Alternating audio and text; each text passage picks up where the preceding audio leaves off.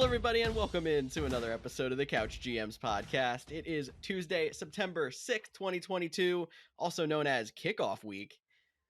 I'm your host, George Kerth, joined by the two best friends, Tyler Snyder and Cody Roadcap, and apparently Cody's fiance, Jen, who just passes by in the background. I'll start with Cody. How you doing? I'm doing great. Trying not to catch the vid. But doing well. Excited for football. A little tired because we just spent an hour before talking about football, so we should have recorded that as the podcast. But at least we have this full show to talk even more. Yeah, that's kind of why we started the podcast. For anybody that doesn't know, is we talk football so much that we were like, we honestly should just record ourselves and put it out there. So if you guys like our content, just know that it's not just an hour a week or twice a week that we record this. It is 24/7 that we are talking football like this. And you know where you can talk to us 24/7 about football? On our Discord chat. So make sure you find that in the description. Join that. We're going to be talking as games go on, any kind of fantasy news that breaks on there. You can also find us on thecouchgms.com and our social media channels, Facebook, Twitter, Instagram, TikTok at the Couch GMs. Since I skipped over it, what we're covering today, we're going to hit some NFL news and notes.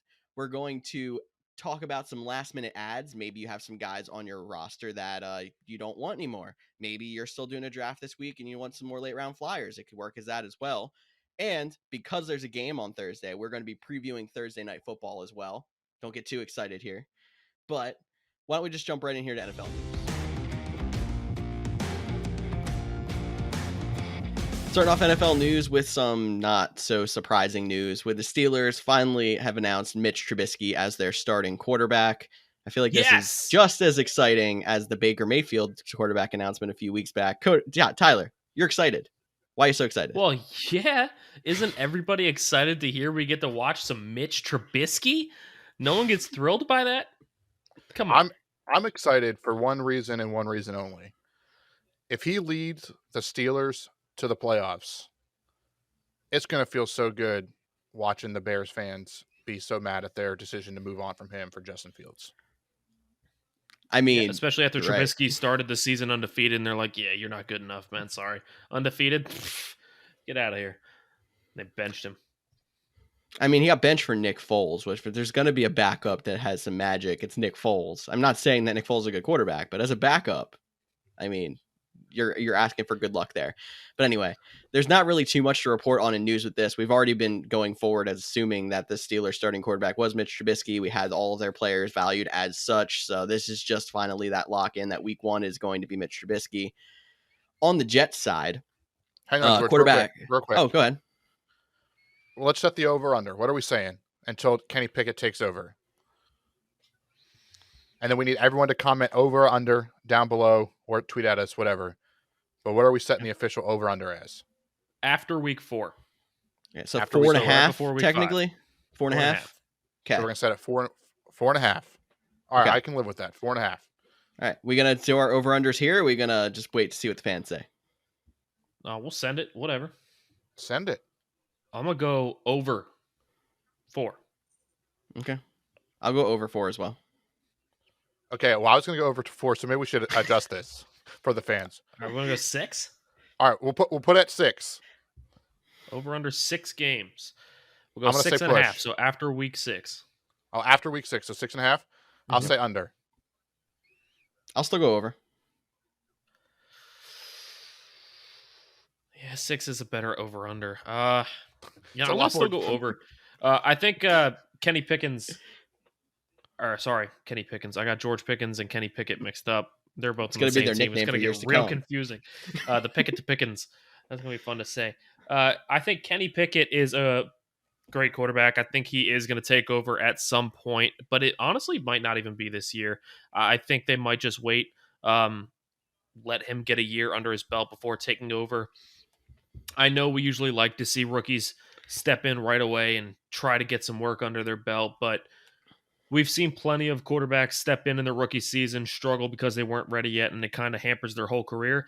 There was this one guy that sat out his entire rookie season, and he's pretty decent now. His name's Patrick Mahomes. So, it is potential. I'm not saying he's going to be the next Patrick Mahomes, but it goes to prove that sitting a guy for a year can actually pay beneficial to a guy instead of just forcing him in his rookie year. So I think they might sit him the whole year. As Cody then says, Aaron Rodgers did as well. He sat for 3 years, but I was going to say Kenny Pickett, Patrick Mahomes, their age coming into the year. Pickett is 24. Patrick Mahomes is still only 26. So he sat a year, and he's now played for, 5 years? And he is only 2 years older than Kenny Pickett. So they don't have as much time to wait for him. But, George, get back to the Jets news you were going to talk about. All right, we were looking at some Joe Flacco revenge game in week 1 against the Ravens, but Zach Wilson, their actual starting quarterback, had a workout on Monday, and depending on how his knee reacts, he could be on pace to start that game week 1. So we'll have to follow up on this news on our later in the week show. But we might see Zach Wilson soon. Are you excited about some of those weapons now coming into the season, or are we still kind of like, it's the Jets? I still have a feeling that Zach Wilson's not going to play. Just because, the NFL is scripted, as some conspiracy theorists would say. And the NFL really is trying to play that revenge game narrative this year. I mean, you got Deshaun Watson comes back from suspension against the Texans. You got week 1, Baker Mayfield against the Browns. We have Carson Wentz against the Jags. Russell Wilson against the Seahawks. I feel like they're trying to play this narrative so much. They'll be like, oh, yeah, we're trying to play it safe with Zach Wilson, and Joe Flacco will start. But if Zach Wilson does start, I don't really think it gives that big of an edge to his weapons. I think we need to wait a week or two to find out which running back is going to be the starter for the Jets. I know we all think it's going to be Breece Hall, but they're talking about a 50-50 split with Michael Carter. I think Garrett Wilson has a chance to be decent. Corey Davis has a chance to be fantasy relevant. Elijah Moore has a chance to be decent, but we just don't know yet. I want to see what the Jets do before I go picking any of them. Yeah, if for some reason you're in, they're looking for a starter week 1, hopefully you're not. Hopefully you drafted late enough, but if you have, a flex spot you're looking to fill and you have Elijah Moore, I think you can play him. He'd be the only Jet I'd be willing to play week 1, and it doesn't matter if it's Flacco or Zach Wilson. But that's the only Jet that I feel pretty confident playing week 1. Moving on then to the Packers, where wide receiver Allen Lazard is not practicing kind of quietly. I mean, I don't think any of us really heard about an injury happening here, but he's missed practice for the last week. Matt LaFleur, their head coach, is not committed to him playing in week 1. And on the flip side, rookie wide receiver Christian Watson is hopeful to play in week 1 after missing the entire preseason. This could be an interesting shakeout in how the wide receivers in Green Bay go. Like, if someone catches fire in week 1, which will most likely be Sammy Watkins, if we're honest, that might give him an edge to keep that job for the rest of the season. Yeah, I don't think we can overlook this. And it's been quiet because the Packers played their last preseason game on Thursday. Then you had the weekend of preseason games and then all the cut days. And, the media is not allowed in there. But it was kind of a shock when that came out today. We'll have to see more on Wednesday when Allen Lazard officially hits the practice report and what's going on. He was running on the sideline, so at least he's running, so it doesn't seem too serious. I think Sammy Watkins has real potential to have his week 1. Maybe not. I'd play him at least in a daily fantasy league. That's what I would say with Sammy Watkins. I think he's a cheap wide receiver you can get. If you want to bet on a first touchdown score, I like Sammy Watkins for the Packers. Aaron Rodgers has been talking him up. You can't forget about Randall Cobb, his best friend. Corn is in the headlines. He has the juice. Like, Randall Cobb is still there. So don't forget about those guys. But the Packers are going to be mystery, and Matt LaFleur said it himself. Like, the Packers wide receivers aren't the fantasy options. It's going to be a week-to-week basis. They literally call him Corn. Dude, it was the TikTok thing. If you're just not on TikTok, man. You got to get on the TikTok, George. Get on the TikTok. It's the new thing. Stop being such an old dude. Anyway, talking about Packers wide receivers, I know we talked about Lazard and Sammy Watkins, but Christian Watson's the guy I want to talk about. I mean, he was a second-round pick. We kind of expected him to have a bigger role in this offense, especially after Devontae Adams left. We weren't thrilled with, or at least most people weren't thrilled with Packers wide receivers, so I thought Christian Watson would be more heavily utilized. I know I tried to steal him with my last pick in a lot of drafts because he's going undrafted pretty much everywhere. That was back when I thought he was starting the season on the PUP. I could stash him for a few weeks, but now he might even play week 1. And they're talking about he might be wide receiver 4 or 5 on the depth chart. I was hoping he'd be a good snag, or maybe just a stash play, but it's looking like Christian Watson is just not playable this year. Cody, any insight?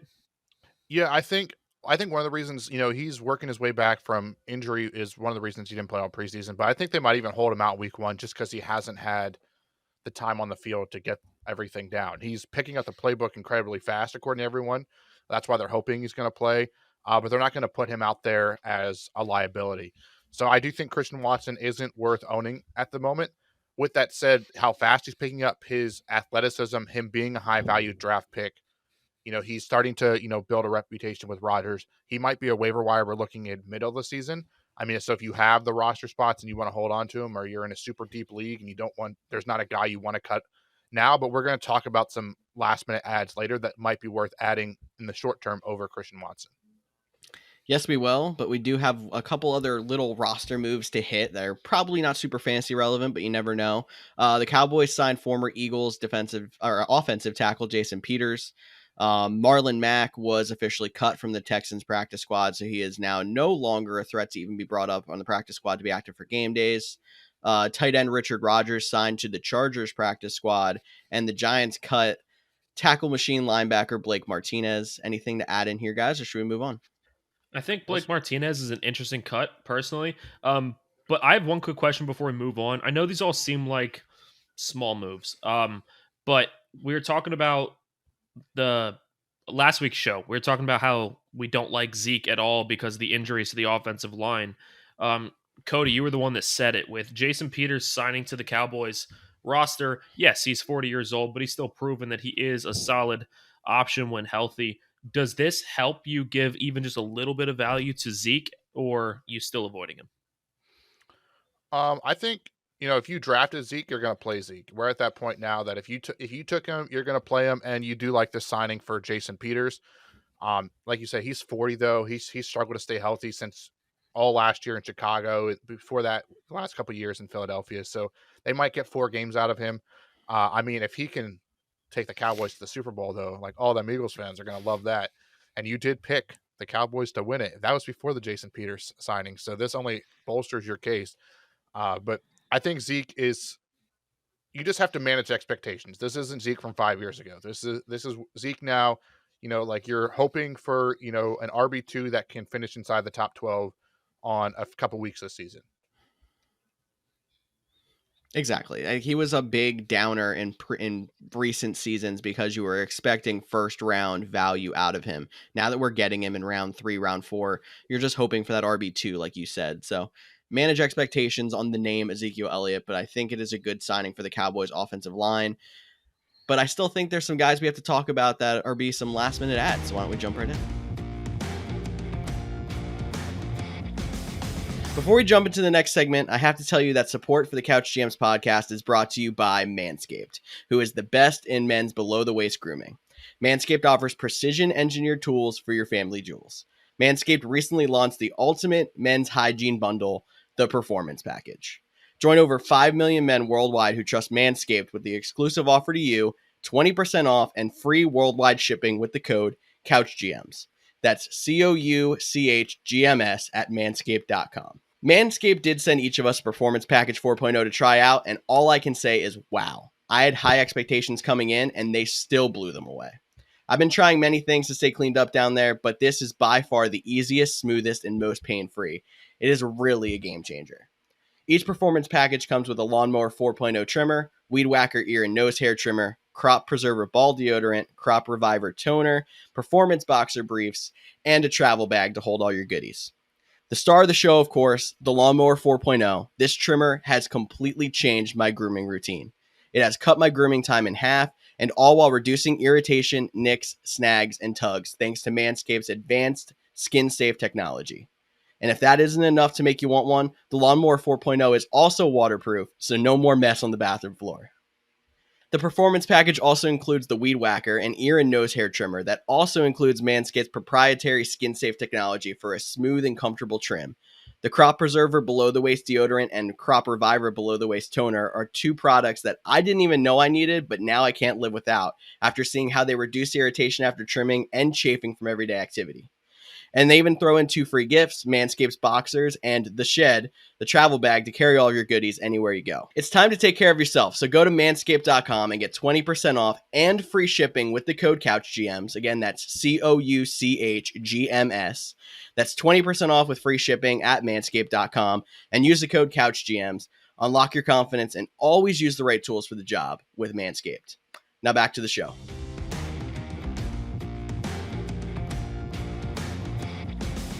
All right, so we're talking last minute ads that you can grab off of the waiver wire before week 1. Probably some guys with some upside. You might not start them in the first week unless you're really desperate. But if you're really desperate with some of your late round picks, I mean, I'm sorry. I don't exactly know what happened with the second half of your draft, but we're looking for guys with upside who you're kind of trying to beat the waiver wire rush that could happen after week 1. And let's be honest here. It's not just you're desperate in the end of your draft. Maybe you are, but there's also keeper leagues and dynasty leagues which have heavy benches. There's also some people play in those 14-team, 16-team leagues where there's really not much out there. You need to find value in the rough. So this could also be good for deeper leagues as well. Very true. Way to put that out there, Tyler. But I think now you say all that, and we're going to put out the first guy on my list is somebody who's owned in 50.9% of NFL.com leagues. So he's probably one that's not really available in those deeper leagues, but might be if you're in like a 10-team league, maybe even a 12. And it's Miami's backup running back, Raheem Mostert. So we've talked about him a little bit throughout the offseason about how, his head coach is somebody he followed to Miami. They're probably going to use a running back by committee, and he's an explosive back. If he can just stay healthy, I think he could etch out some share of carries in Miami and be someone that's fantasy relevant. So if he's only owned in half the leagues, I think he should be owned in more than that personally. I don't know what you guys think. Yeah, I think it depends on, if you're in a 10-team league, it doesn't truly surprise me that he's down there.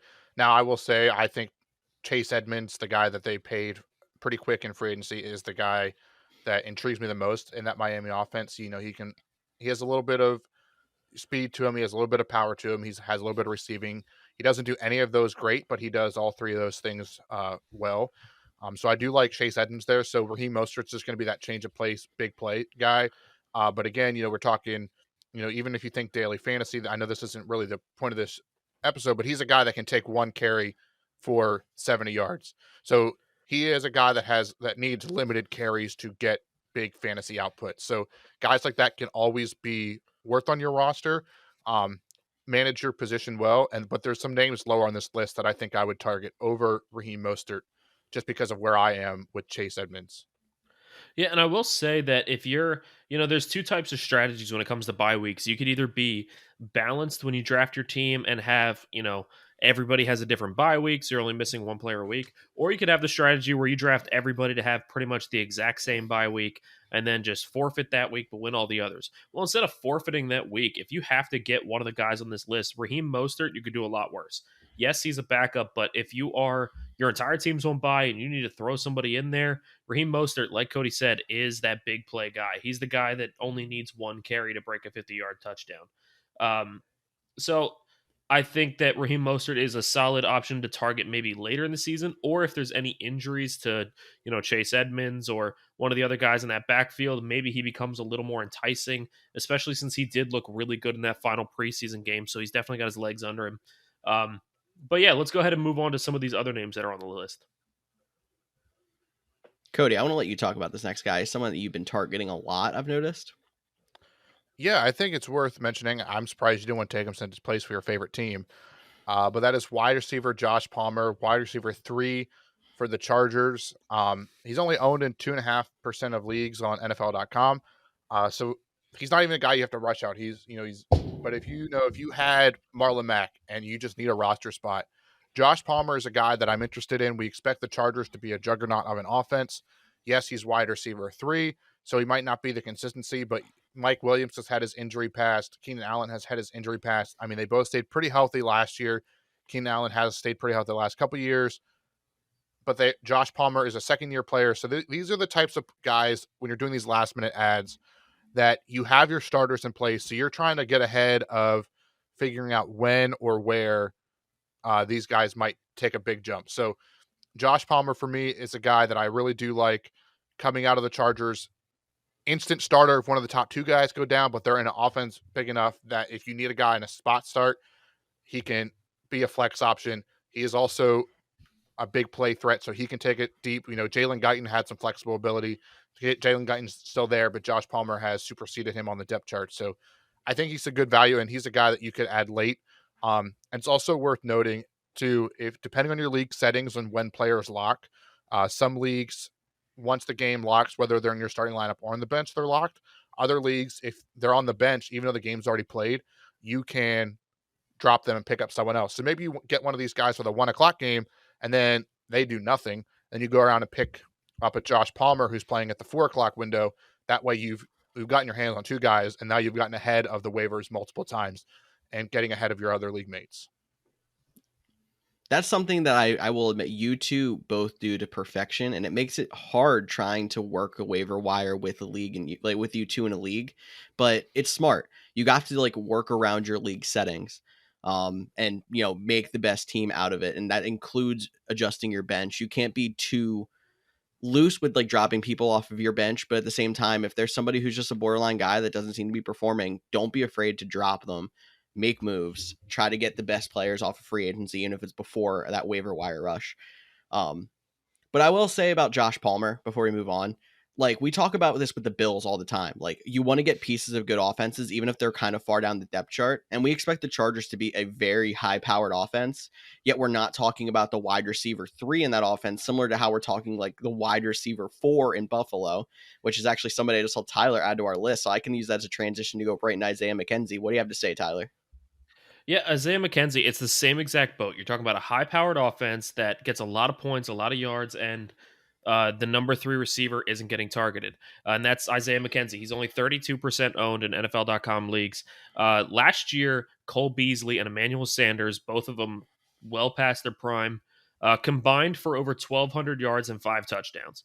They're now both off the team, and now you got Isaiah McKenzie slotting in there as the number 3 receiver. All of those yards and touchdowns are up for grabs. Yes, Gabriel Davis is expected to take a step forward. Yes, you might see more of it go to Stephon Diggs, but I think that Isaiah McKenzie is going to eat a big chunk of that. You got to think that NFL teams are smart. This is not Madden where you could just keep throwing to your best player over and over again and defenses don't adjust. Stephon Diggs is the best receiver on the field. And defensive teams know that Gabriel Davis is just as dangerous, and Dawson Knox is probably going to be targeted in the red zone. So you have a guy like Isaiah McKenzie who's going to be left not uncovered, but with much lower quality corners, and he's still going to get a lot of volume. It's another guy that you can target at the end of drafts or pick up in free agency that should have a very solid season. Yeah, I think that was a great addition to the list. My only thing is, and we talked about how Cole Beasley and Emmanuel Sanders were kind of, at the end of their career. They did bring a guy who's kind of at the end of his career, but I think he slots really nicely into the Cole Beasley role in Jamison Crowder. So they could be competing for that Isaiah McKenzie spot. But Isaiah McKenzie is young. He has some explosiveness. It might not be an everyday spot start, but he's another guy. Like Raheem Mostert's owned more, but I'd rather have Isaiah McKenzie. And if you held out hope for Kenny Pickett, you could probably cut him. If you had Marlon Mack, you can cut him.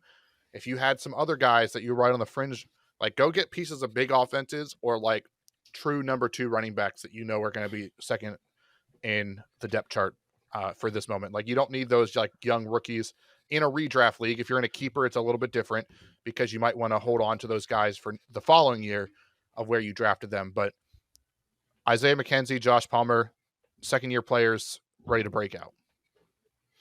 Yeah, and if you're a guy that drafted, a Travis Kelce, but then you also drafted a backup tight end, or if you're a guy that went out and got a Josh Allen or Justin Herbert, but then you got a backup quarterback, would you rather have that backup to a guy that's going to play every single week? Do you want a bye-week filler to just waste the roster spot on your team, or would you rather have a running back that's one injury away from being a number 1 league winner? Do you want a receiver that is one injury away from being the number 2 target in one of the best offenses in the league? These are the guys that it seems like a nothing move right now. And it sounds exaggerated too, but these are the guys that could be league winners. Every year, there's players that happen to step up that every year we're like, yeah, I'm not drafting this guy. I'm not picking this guy up. Cordarrelle Patterson was 0% owned after drafts last year. But if you were a guy that went out and snagged Patterson or stashed him on your team, he might have won you a league because of how good he was. Like every year, there's league winners that nobody talks about. So pay attention, guys. This is big stuff we're talking about. Eli Mitchell was the other one I was going to say as a good example there. And you saw the ridiculous waiver rush there was. People who had $100 in their fab throwing $98 on Eli Mitchell in week 1. Like, we're trying to beat that. And somebody who has a chance to beat that is Eno Benjamin, who is the backup running back for the Arizona Cardinals. So we all say James Conner, he's going to get a bulk of the carries. He is a big body who's going to get a lot of red zone touches as well. But he got injured last year. If he gets hurt, Eno Benjamin is now the second guy in that offense. And he is one snap away from being a league winner potentially, depending on what happens with James Conner. I also think if you're in a full point PPR, Eno is projected to be the pass catching option. So like he might already have fantasy value. That Chase Edmonds role. The Chase Edmonds role. They don't have DeAndre Hopkins the first 6 games. Like Eno Benjamin, 0.2% owned is pretty low. He scored some touchdowns last year. He got his feet wet. Primary pass catcher, a little bit more explosive. Yes, James Conner is going to be in around the goal line. That's the big downfall for him. But like you mentioned, one injury. You never hope for injuries playing fantasy. If you're a fan, whether you don't root for injuries, but be prepared for them. Yeah, and the most recent report I saw out of Cardinals camp was Eno Benjamin has forced his way onto the field because of how he's playing and how he's practicing. He has forced himself into that number 2 role and has forced the coaching into giving him playing time. That's how good he's looking right now. So it's not just, here's a random name we're spitballing. Like this is a guy that's actually getting talked about by coaches. He's getting recognized.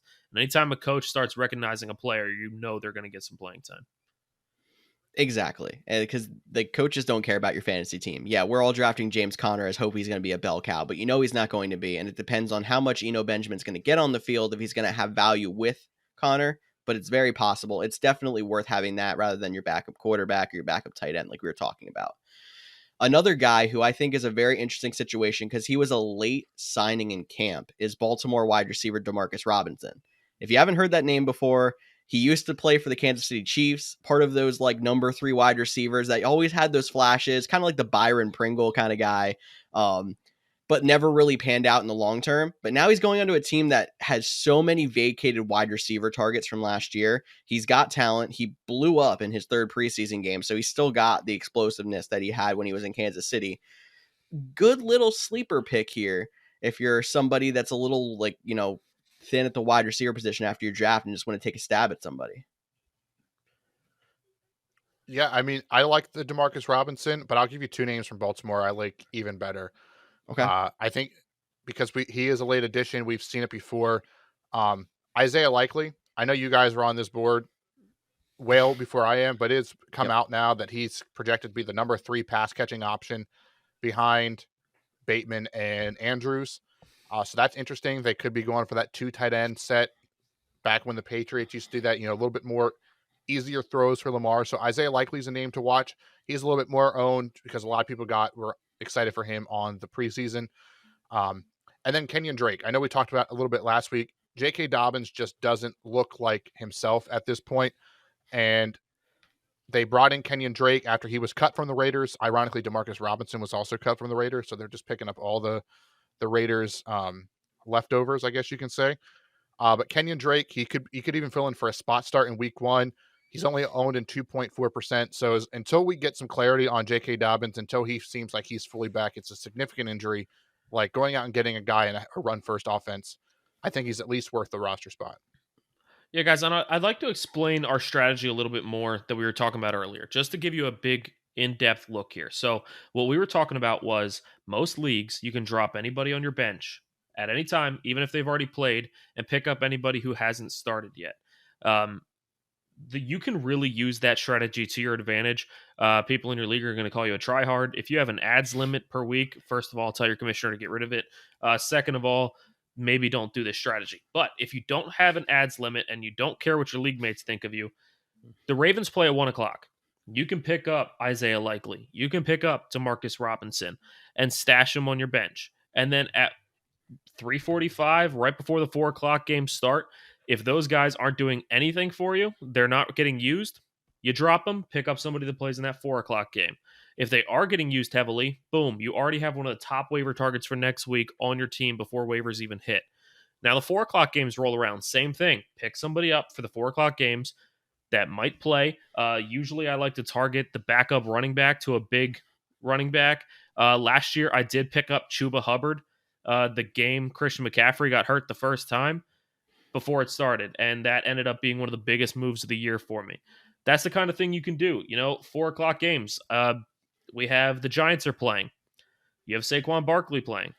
Maybe you pick up Saquon's backup. Maybe you pick up Derrick Henry's backup because the Titans are playing. If they stay healthy, great. Drop them. You have a guy you can cut for the waiver ads the next week, or pick up somebody from the 8 o'clock games. But if they do get injured and you already have the backup, your whole league's going to hate you because you already have a leg up on them and you're already playing it better than them. If you play smarter, you can get a championship. And these are the kinds of strategies that you might have to use, especially if maybe you didn't draft a team as strong as you'd like. Play smarter, not harder. Except if someone calls you harder, try hard, maybe you're playing smarter and harder. Yeah, exactly. But speaking of backup running backs, I think there's a couple we have to mention here. I'll pair them together so we can keep it moving. So Tampa Bay has rookie running back Rachaad White and Las Vegas rookie running back Zamir White. So we're going out there and picking up people with the last name White, but two young running backs who look pretty solid in camp. Veteran backs out there that, I mean, I'm not a big fan of Fournette. You guys might be, but Josh Jacobs is on rocky ground there in Vegas. You never know what's going to happen. Like, there's a good chance that those two are going to start most of the season, but if they don't, you're going to jump the waiver wire by getting these two. I like Leonard Fournette a lot more than George does, but they did say he looks a little chonky coming into camp. Looks a little thick. Maybe he doesn't play very well. Maybe he does get replaced. Josh Jacobs is one of my favorite running backs. Even if it's a reach, I always take him, and it's probably a dumb move. It's something I would urge you against, but I love Josh Jacobs, so I end up getting him in a lot of leagues. But Josh Jacobs' fifth-year option was declined. The team might not see a future with him. So if they don't see a future with him, they might want to start building for the future now. Zamir White might get a lot of carries. He might honestly be a lot heavier utilized than we thought. So Zamir White's a great target, and Rachaad White, I mean, just as good of a target. It depends how you feel about Leonard Fournette versus Josh Jacobs. Well, and the Tampa Bay beat writers even put out on Monday that they prefer to limit Fournette snaps. So what does that mean? That is those are the kind of quotes that like drive fantasy owners. Like, what does limit mean? Is he only going to play 80% instead of 95%? What does that mean? But that's something to keep an eye on. Again, two young running backs, and these are the kind of players too that when you pick them up, you might have to wait a week. You don't have to, but they're rookies, so you might not get that instant response. But you're looking for a glimmer of hope. If Zamir has a nice run in the first half, you start to see him get a couple extra snaps in the second half. Or same with Rachaad White. If he is a factor in the pass game, it might not be until week 5 or 6 that they're really startable. But you're now ahead of that. They're still going to be high-end waiver targets going into the week 2. Exactly. That's all we're looking for, is that glimmer of hope in a lot of these guys. But a guy who really has a chance to just absolutely break out in week 1. I mean, it could totally be a bust, which is why he's still sitting down here at 29.9% owned, is Devontae Parker for the New England Patriots. Like, he's expected to be their wide receiver 1. He's a very talented guy who just hasn't really hit it off in his career because he keeps getting injured. And he's on a team with a quarterback who we all think he's really not fantastic, but threw for 4,000 yards somehow last year. It could be the answer to their wide receiver problems, get Devontae Parker. And it's definitely worth an ad just to see how it goes in week 1. I think you can even add all the Patriots wide receiver. Which one do you like the best? I mean, because realistically, it only looks like Jacoby Myers is the one being drafted in most leagues. You can get Devontae Parker in a lot of leagues. You can get Nelson Aguilar. I know that's scary for an Eagles fan, but you can get him, and he had a really good season. Kendrick Bourne made some splashes last year. Like, it seems like there's a lot of unknown, so maybe pick your favorite one. And like we've said all along, if it doesn't work out, it's the guy you're going to cut for someone else. but you're just trying to get ahead. However, you don't always have to cut him for somebody else. There is a Patriots wide receiver that you can stash on your IR, and there's also a Lions receiver that you can stash on your IR. For the Patriots, it's Tyquan Thornton, not being drafted pretty much anywhere, but he is a speed threat. He is like a Tyreek Hill wannabe, and he was looking really good in camp. He is going to miss some time with injured collarbone, but he is expected to still play this season, and he is one play away from a big touchdown. And we've seen guys like that in the past be valuable because he doesn't need the volume to be productive. So Tyquan Thornton is a guy you can stash, huge speed threat. And then the guy from the Lions is a guy that George talked about in our one mock draft. He actually picked him for our team and then avoided picking him in all the leagues I'm in with him, so I stole him from him. And that's Jameson Williams, the rookie wide receiver for Detroit. Another guy that, they got Amon-Ra St. Brown, but after that, I think that Jameson Williams could very well be the number 2 wide receiver in that offense. There is some other guys there that can steal some volume, but and I know it's the Lions. Do we really love the Lions? I think Jared Goff is future MVP, obviously. So I like the Lions, but you just made what you've said in this entire segment irrelevant. No, and if they've listened, they know I'm joking somewhat. But Jameson Williams is another guy. He's on IR, so you can stash him as long as your league has an IR spot. And then it doesn't even take up a roster spot. Honestly, if he can just sit on your IR and wait and you can see later, what does it hurt? It hurts absolutely nothing. It's not taking up a roster spot. It's not taking you away from any talent. Stash him there. Later in the season, you got an exciting rookie between Tyquan Thornton and Jameson Williams. One of them could very well break out this year. I agree. And I think the one thing just to make sure is with Tyquan Thornton and Jameson Williams, make sure your league has an IR spot. It's not they're not worth adding if you can't stash them. That's what yes. If they have to steal a bench spot, they're not worth holding on to. But if you have 2, 3, even 1 until you have a guy that you actually want to put there, go ahead and add Jameson Williams, Tyquan Thornton, those rookie guys that could break out in the second half of the season that literally cost you nothing except just looking ahead and being a proactive fantasy owner. And I'll also say, if you do not have the ability to stash people on injured reserve, still kind of keep an eye out there on some of your favorite guys that might be out there and try to add them maybe a week early if you have the extra spot. Maybe if you're in a bye week problem, you can't do that, but try to jump your league with the same thing we're doing right now later. If he's expected to come back in week 4 and you have that free bench spot, maybe you add him in week 3. Maybe you jump out there and add him right before the games in week 4. And then you do the whole you cut him after the 1:00 game if he's in a 1:00 game. Just always keep looking ahead in your leagues. And I think there's one position that we always want to keep looking ahead at, and that's the tight end position. There's 2 guys, one on each of you guys' teams that we all 3 of us really like, and that's Austin Hooper and Robert Tonyan. I'll let you fight over who starts, but both these guys, great ads as speculative guys who could end up breaking out for their teams. Go ahead, Snyder. All right, Austin Hooper. I love Robert Tonyan, and I have no issues. I've drafted Tonyan over Hooper in leagues where it is deeper. But Austin Hooper is honestly a great option. He is only 3.7% owned, which is absolutely laughable. He's only a couple seasons removed from a year where he was a top 5 tight end.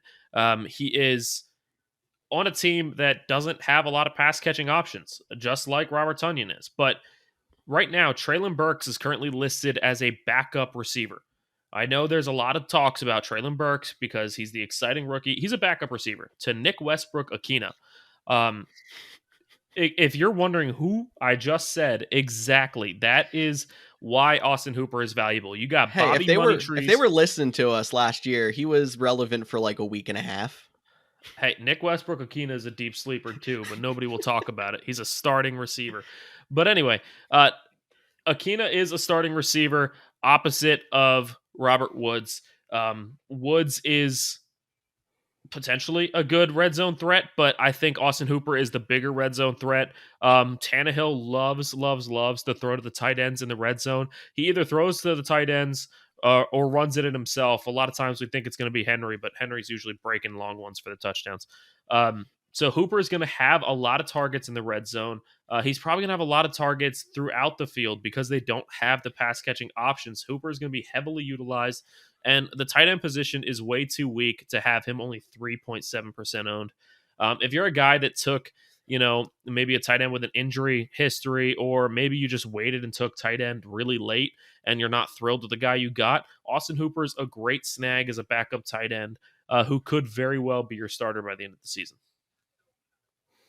Yeah, and I think everything Snyder just said plays right into Robert Tonyan as well over in Green Bay. We just talked about Allen Lazard might not even play week 1.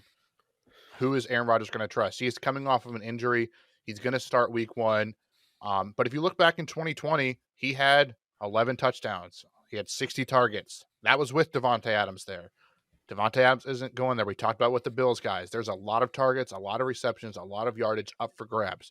Who's it going to be? Some weeks it might be Sammy Watkins. Some weeks it might be Randall Cobb. Some weeks it might be Christian Watson. But Robert Tonyan, he's friends with Rodgers. Those relationships off the field, they're important when it comes to on the field.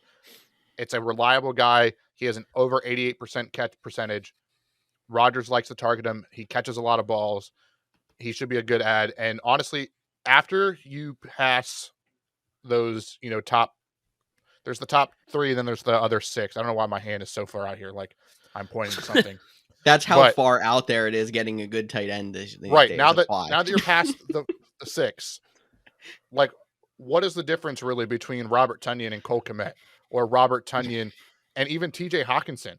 Like when you compare quarterbacks and what else is around them, like Tonyan is a lot closer to TJ Hawkinson than the guys that he's being drafted behind. And he's not even being drafted in majority of leagues. It's very true. And we're going to bring back the tight end dartboard, I'm sure. And I would not be shocked if either of these two guys get thrown onto the dartboard week 2, week 3, because they have solid starts to the season. And you're just going to jump ahead and try to get those guys before the rest of your league does. So I don't know if there's anybody else you guys want to add. If not, we have a game to talk about. That's right. Thursday night, we're back with Bills Rams. Why don't we preview?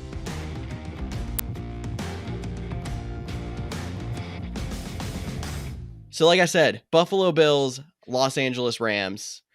We normally are going to have to talk about some injury report to start off. And the big one that we kind of glazed over a few weeks ago, we haven't heard too much since we finally got an update, is Matt Stafford with his elbow injury. He says he's feeling good right now and he has no limitations entering week 1, and he will determine his treatment plan on his shoulder on a week-to-week basis, depending on if he starts to feel it again. Any problems with the Rams or their weapons, besides the fact that they're facing a good defense in Buffalo going into week 1? I don't think you can go into the game fearing things, but know that if Matt Stafford goes down, Cooper Kupp goes down too. Not completely, but his value, his points will go down. Oh, for sure. 100%.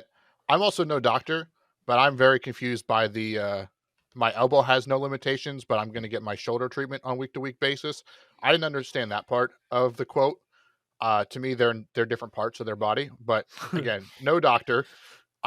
Matt Stafford, he's a tough dude, though. We've seen him play with like a dislocated shoulder and still throw a touchdown. So I think he'll battle it out. I'm not too worried about Matt Stafford long term. I think he'll be able to battle through it unless he goes full on Marcus Mariota and loses feeling in his hand. You said his name right. Whoa. Oh, wow. I think this might be the first time ever that you said Mariota instead of Mariota. Are you working on it because he's a starting quarterback again? Yeah, I'm getting ready. I'm getting ready for all those start Marcus Mariota. Thank you. There it is. GOAT. Yeah. Hey, it only took me 8 years of us talking football for me to finally get that name right for you. But I'm glad I was able to do it. It's okay. Well, I didn't want to say friends because I feel like we've been friends longer than 8 years. I could be wrong though on the math. So I just went to talking football. But let's talk about actual football. We had all offseason to talk about our friendship and not like that. But this matchup, it's going to be a good one. I think we're all excited for it. And I have no concerns about Matt Stafford's elbow and the guys we're starting. The big question mark around the Rams is the running backs. I mean, yes, it is around the running backs. Running backs are a question mark, but before we move on from the quarterbacks, I'm not worried about starting Stafford because of his elbow issue. If we're talking fantasy, Like, I don't think I'm starting Matt Stafford because he's playing the Bills defense. Like, this is a solid defense. Like, I know it is first game of the year. It's a primetime game coming off a Super Bowl win. Like, he's going to want to sling it. He's going to want to make some things happen. But, I mean, the shoulder elbow thing doesn't make it any better, but he is playing the Bills defense. Like, as a fantasy owner, are you starting Matt Stafford? I mean, if you drafted him, you most likely draft him near the end when you could have had Derek Carr or Kirk Cousins. I feel like you're going to start Matt Stafford. I completely understand what you're saying, but I would hate to think that I'm going into my draft and already having to look at the waiver wires to pick up somebody else. Like if I wasn't going to start Matt Stafford week 1, I wouldn't have taken him. Now that's my strategy. If I was able to get both, I would probably, if I was able to get a second guy, I'd probably pivot depending on who that second guy was. Yeah, I was going to say, I think a lot of his question has to do with, like, if you have 2 quarterbacks on your roster, one of them Stafford, one of them is someone else, you're probably going elsewhere. Like, in our league of record, I'm someone who has Tom Brady and Matt Stafford, and I'm starting Tom Brady in week 1. So, yeah, if he's the only one on your roster, you're going to roll with it. If he's not, I'm most likely pivoting. But you also took Matt Stafford as your backup. I did. In that league. Yes. That's what I'm saying. If you took him as your starting quarterback, you're going to roll with him. Like, that's the guy you picked. I mean, that kind of depends too. Like, if you're somebody, okay, good question. You probably would have taken Matt Stafford over Derek Carr. If you have someone that took both of them. Carr has the Chargers. Who'd you go? Carr, but I'm a lot higher on Carr than Stafford. I've drafted. Yeah, I would have picked Carr over Stafford. So in ADP, I'm pretty sure Stafford's going higher than Carr, probably based on like last season. That you're starting Tom Brady over Matt Stafford, though. I mean, you got questionable Godwin. You're going against turnover central in Dallas. Like, I don't know. I think I might lean Stafford. Like, go completely against everything I just said. Interesting. Okay. This is going to have to be a discussion we have with the Buccaneers-Cowboys game. But no, go ahead. I mean, if we're talking those guys that are around the same ADP, I mentioned Kirk Cousins. I think we'd start Kirk Cousins over Matt Stafford. At least I would. And against a tough Green Bay defense. Interesting. And then Green Bay, the other guy, Aaron Rodgers, with the lack of weapons. And I think that's interesting. I would actually probably go Matt Stafford, and I have Aaron Rodgers. I got in our league of record because I got guilted into that pick. Not that I'm ashamed of it at all, but guilted into my favorite player ever. Yeah, okay. I feel like this discussion has a lot of the same lines about the discussions we had about defenses. Like, if you want to go out there and take a top 5 defense, go for it. But almost every single one of them has a horrible matchup in week 1. Like, so you're almost in the same situation with these borderline quarterbacks because there are a lot of them on the same teams with those good defenses. It's tough because of the way the NFL put the schedule together week 1, and I'm interested to see what Cody has to say in his start sits this week with some of these guys. I will say I only got Matt Stafford in one league, mostly because I'm not a Matt Stafford truther, and if he is around the same ADP as Derek Carr and Kirk Cousins, I go with those two every time. But I only have Stafford in one league. I did end up getting a backup quarterback because I took a quarterback so late, and it's a deep league, so I had the roster space. And I am starting Matt Stafford, but only because I have Cooper Kupp, so I got that stack. And the stack is tempting, but if it wasn't for having Cooper Kupp, I'd probably lean to my backup, but we won't get into that conversation.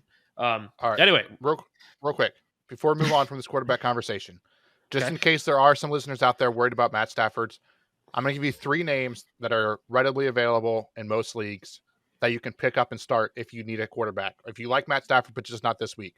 Jameis Winston at Atlanta. Good one. Yeah. So who is it? Yep. Who would you start? 2? Yeah. Oh, yeah. You really described that poorly. I would think Winston, yeah. Okay. And then Ryan Tannehill versus the Giants. Tannehill. I'm probably going to go Stafford there. Sucks. And then last one, I'll go with Matt Ryan versus the Texans. Yeah, no, Colts in week 1? Absolutely not. Colts are the worst week 1 team ever. Give me Stafford. I'm going to go Stafford because I'm not 100% sure how Ryan's going to mesh week 1 with a new team quite that fast. Matt Ryan week 2 against the Texans versus Matt Stafford week 2 against the Bills. I would go maybe Matt Ryan there. But we'd have a sample size to look at also, though. I mean, you don't want to overact about week 1, just like we don't want to overact preseason, but you have something to look at there. I think he was just saying if the weeks were backwards. Yeah, I got you. But that's enough on the Rams quarterback. Let's hit those running backs real quick. They're expected to be a full go. I know there's been some concerns about how much Cam Akers is back. And if we look back to last season, what he did to get back was impressive, incredible to get back, but he was not himself. He averaged less than 2 yards a carry when he was back. They gave him a lot of attempts, but he just wasn't able to do with anything. So are you concerned about playing Cam Akers week 1? Again, it's very tough because of where you drafted him, but for me, he's almost a guy I have to see it to believe it, which is why I don't think I have a share of Cam Akers. I feel like if you do have a share of Cam Akers, you probably drafted him high enough that he is your running back 2. And if he is your running back 2, I feel like you're starting him. If you were able to get Cam Akers falling down the board because there was injury question and he is your running back 3, I would leave him out of your flex. I would start your normal 2 running backs and bench him. If you do have a third string running back that is close in ADP, that you could go either way on, go the other way. Like sit Cam Akers. But it really depends on your situation. And honestly, if you're confused, if you're in a situation where you're not sure who you should play or if you should play Cam Akers, I know 3 guys that would love to answer your questions for you. So feel free to reach out to us. Yes, agreed. So make sure you send us in all those start sit questions before Thursday so you can get that in. But really quick on Darrell Henderson, we know there's probably going to be a split depending on how Cam Akers does. I think it doesn't really matter. Henderson's going to get some carries. Are you confident enough in a bad matchup to roll him out week 1 as a flex? Or, I mean, don't put him in your flex because he plays Thursday, but or is that just a wait and see on Henderson? I'd play Henderson. He's supposed to be the primary pass catcher anyways. In this matchup, I'd still play Henderson. I'm more confident in Henderson having a good week than I am Cam Akers. Maybe I just took Tyler's job of giving a hot take, but yeah, that's where I'm at. I was going cold take. I'm not starting Henderson. He's still a backup.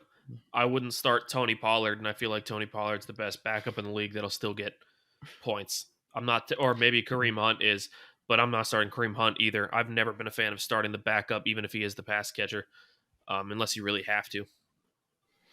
I'm with Tyler. I'm waiting, but I feel like a lot of that also has to do with the matchup. If it was flip matchups from what we were talking about before and the Rams are playing the Texans, I might be kind of confident starting Darrell Henderson, but I get why you like it in this matchup because he's a pass catcher that could be playing from behind as opposed to like in that other situation, they most likely be playing from behind. You know, if we're talking bye weeks or week 6 where there is the bye weeks, there's injuries, like if we're talking like later, then yes, maybe you play Darrell Henderson because maybe you're in the position where you need to.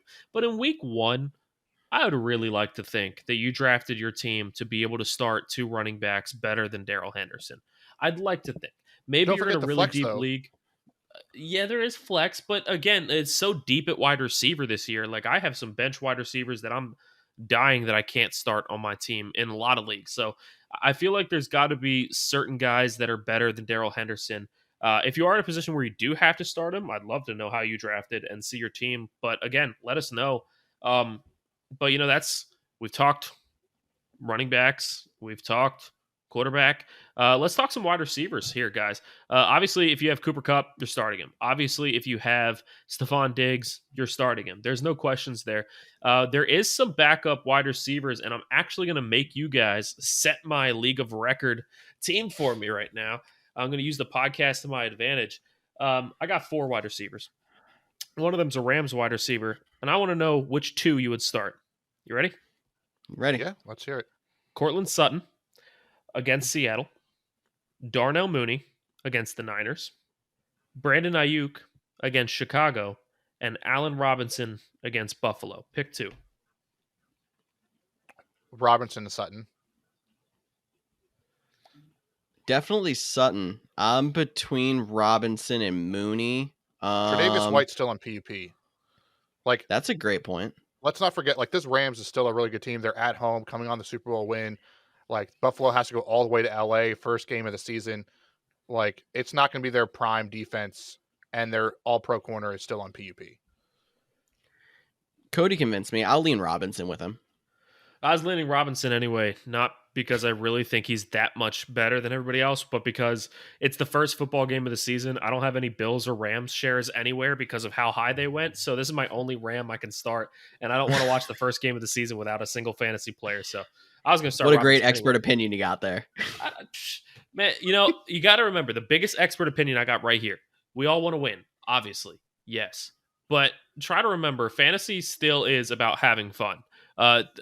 If you have to play someone who might not be your best pick because, you want to have some fun with it and watch somebody, go for it. If you get to the point where fantasy is not fun anymore, it's going to put a bad taste in your mouth. You're not going to want to play fantasy at all. I know Cody and I both got to a point in our careers where we almost had fantasy burnout because we joined so many leagues and it was all frustrating with the amount of injuries and, if this guy goes off, it helps me in this league, but hurts me in this league. And there was no fun in it anymore. And it really kind of killed it for us. So I'm getting back into the fun waves.